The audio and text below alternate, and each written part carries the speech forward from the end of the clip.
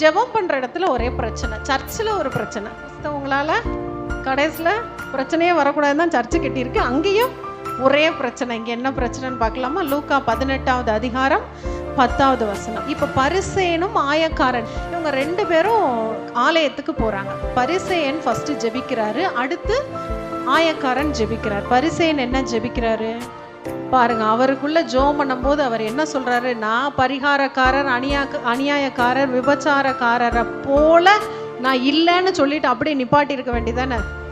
ஜெபத்துல எவ்வளவு சேட்டை பாருங்க.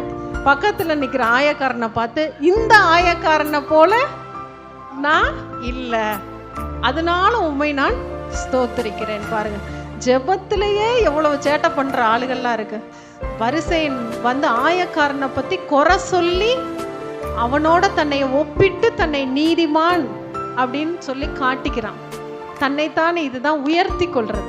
ஆனா இந்த ஆயக்காரனுடைய ஜெபத்தை பாருங்க. பாவியாகிய என் மீது கிருபையாயிரும். அது எதை காமிக்குதுன்னா அவருடைய தாழ்மை, மனத்தாழ்மை. சில பேர் தாழ்மையா இருக்கிற மாதிரி நடிப்பாங்க. தேவன் அதை எதிர்பார்க்கல.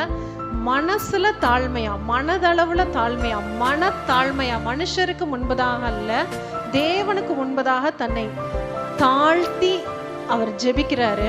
அதற்கான ரிசல்ட் ஆண்டவர் எப்படி சொல்றாரு பாருங்க. பரிசேயன் அல்ல, ஆயக்காரனே நீதிமானாக்கப்பட்டவனாய் தன் வீட்டுக்கு திரும்பி போனான் என்று உங்களுக்கு சொல்லுகிறேன்.